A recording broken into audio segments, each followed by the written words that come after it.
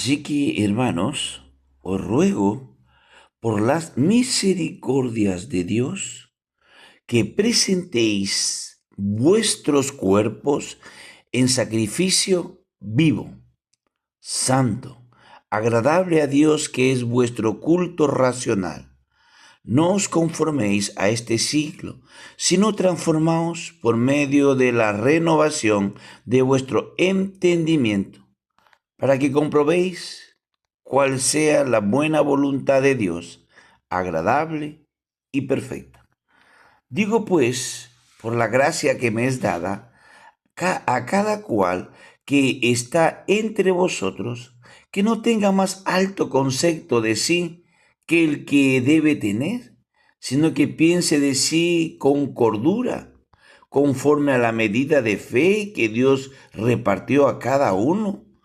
Porque de la manera que en un cuerpo tenemos muchos miembros, pero no todos los miembros tienen la misma función. Así nosotros, siendo muchos, somos un cuerpo en Cristo, y todos miembros los unos de los otros. De manera que teniendo diferentes dones, según la gracia que nos es dada, si el de profecía, úsese conforme al de medida de la fe, o si de servicio, en servir, o el que enseña en la enseñanza, el que exhorta en la exhortación, el que reparte con liberalidad, el que preside con solicitud, el que hace misericordia con alegría. El amor sea sin fingimiento. Aborreced lo malo, seguid lo bueno. Amaos los unos a los otros con amor fraternal en cuanto a honra, prefiriéndoos los unos a los otros. Amén. A puertas de este fin de semana, amado amigo, agradecemos su preferencia en seguir escuchando los estudios bíblicos. Dios permita moldear vuestro corazón, creando en nosotros un estilo de vida santa, agradable delante de un Dios vivo y misericordioso. No olvidemos de estar orando por nuestro país. Este domingo vamos a decidir el nuevo presidente. Dios realmente permita un presidente o una presidenta con el temor del Señor. En el libro de Romanos 8 nos dice: ninguna condenación hay para los que están en Cristo Jesús, los que no andan conforme a la carne, sino conforme al Espíritu, porque la ley del Espíritu de vida en Cristo Jesús me ha liberado de la ley del pecado y de la muerte. Porque los que son de la carne piensan en las cosas de la carne, pero los que son del Espíritu en las cosas del Espíritu, porque el ocuparse de la carne es muerte, pero el ocuparse del Espíritu es vida y paz, por cuanto los designios de la carne son enemistad contra Dios, porque no se sujetan a la ley de Dios, ni tampoco pueden. Y los que viven según la carne no pueden agradar a Dios. Amén. Sí, Señor. Con el estudio de hoy finalizaremos nuestra serie Venciendo al Mundo, para enfocarnos en el tema sacrificio vivo. Acompáñenos al libro de Romanos 12, versículos del 1 al 10. ¿Es usted un sacrificio vivo delante del Señor, como muestra al mundo de su conversión? Pablo exhorta a la iglesia, en especial a cada creyente, a ofrecer sus vidas, acciones y cuerpos a Dios como una ofrenda continua, santa y agradable, lo cual se describe como el verdadero culto o adoración al Señor. Y esto implica entrega diaria a nuestro Dios, es decir, dedicar tu cuerpo y tus dones para servir al Señor en lugar de usarlos para el pecado. Renovación mental, conforme se menciona en el libro de Romanos 12, requiere no adaptarse a los valores del mundo, sino transformar tu forma de pensar para discernir la voluntad de Dios. Obediencia. Aquí se nos muestra una respuesta de gratitud por la salvación y el perdón recibido. Aquí se denomina sacrificio vivo.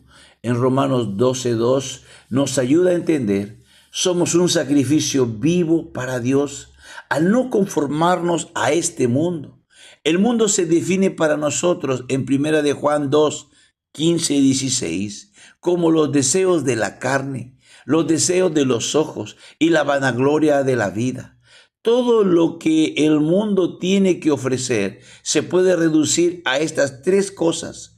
Los deseos de la carne incluyen todo lo que apela a nuestros apetitos e incluye los deseos excesivos de comida, bebida, sexo y cualquier otra cosa que satisfaga las necesidades físicas. Los deseos de los ojos incluye principalmente el materialismo, la codicia de lo que vemos que no tenemos y la envidia de aquellos que tienen lo que nosotros queremos. El orgullo de la vida se define por cualquier ambición, por aquello que nos hace sentir agrandados y nos pone en el trono de nuestras propias vidas. Debemos hacer hincapié que bajo el antiguo pacto Dios aceptó los sacrificios de animales. Sin embargo, estos fueron solo una tipología del sacrificio del Cordero de Dios, Jesucristo, debido a su sacrificio final en la cruz, y que fue una vez y para siempre. Los sacrificios del Antiguo Testamento quedaron obsoletos y ya no tienen ningún efecto. Para aquellos que están en Cristo por la virtud de la fe salvadora, la única adoración aceptable es ofrecerse totalmente al Señor, bajo el control de Dios. El cuerpo del creyente que aún no ha sido redimido puede y debe ser rendido a Él como un instrumento de justicia. En vista del sacrificio final de Jesús por nosotros, esto es solamente razonable. En el Nuevo Testamento hay algo muy resaltante en la cual los apóstoles nunca separaron los principios morales de la doctrina que los sustenta. Aunque Pablo suele dedicar más espacio a la doctrina en la primera parte de sus epístolas y a la práctica cristiana en la última, de lo cual hallamos un claro ejemplo en Romanos. Las hermosas actitudes y prácticas que recomienda Pablo en esta sección dependen de la consagración, pero la consagración a su vez surge de las misericordias de Dios, que abarcan toda la doctrina del Nuevo Testamento, con referencia especial quizás a la justificación y la santificación. El creyente se ha unido con Cristo por la fe, siendo regenerado por el Espíritu Santo, quien aplica a su caso el valor intrínseco de la muerte y resurrección de Cristo. Como nuevas criaturas, su vida espiritual se desarrolla dentro de la perspectiva eterna, donde prima la voluntad de Dios. A la vez vive en Roma, en Corinto o en otro punto geográfico de este planeta, dentro de la sociedad humana. Al comentar, notamos las inevitables tensiones, a veces penosas, que se producen por las pugnas entre el sentido íntimo de la vida del creyente en Cristo y la vida social de la misma persona, como situada dentro de las comunidades terrenales. No solo existen tensiones en las sociedades humanas en general, sino también dentro de las iglesias locales, por la razón de que pocos creyentes aplican de forma completa los principios de la nueva vida a su propio caso, aún en relación con sus hermanas y hermanos. Según el lenguaje de Pablo en Romanos, lo carnal se admite más fácilmente que lo espiritual a causa del yo. Si todos los cristianos aceptasen los postulados de su nueva vida, no sería necesaria la exhortación, pues una plena manifestación de potencia espiritual produciría el amor que todo lo vence, a causa de las fluctuaciones humanas, prevaleciendo unas veces los principios espirituales y otras las normas carnales y egoístas. Es preciso examinar las relaciones humanas dentro y fuera de la iglesia con el fin de educar a los creyentes en la justicia práctica, sin que se olvide jamás de que no realizará nada aparte de la potencia del Espíritu Santo. Esto es lo que hace el apóstol Pablo en Romanos 12:1, anteponiendo el acto de la consagración a la consideración de aquellos principios concretos que deberían determinar la conducta cristiana. Amado amigo, tenga un sacrificio vivo, santo, agradable de Dios, que es nuestro culto, que es nuestro estilo de vida delante del Señor y de los hombres. Amén. Dios te guarde.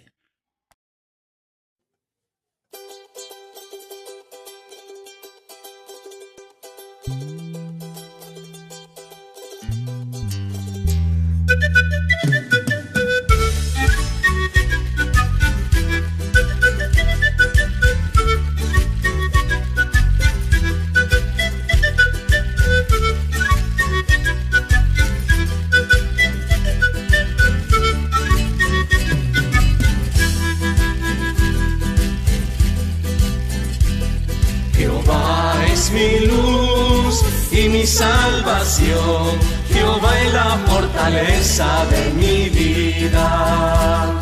Jehová es mi luz y mi salvación, Jehová es la fortaleza de mi vida. ¿De quién temeré? ¿De quién temeré? Jehová es la fortaleza de mi vida. ¿De quién temeré? ¿De quién temeré? Jehová es la fortaleza de mi vida. Jehová es mi luz y mi salvación, Jehová es la fortaleza de mi vida. Jehová es mi luz y mi salvación, Jehová es la fortaleza de mi vida. ¿De quién temeré? ¿De quién temeré? Jehová es la fortaleza de mi vida. ¿De quién temeré? ¿De quién temeré? Jehová es la fortaleza de mi vida.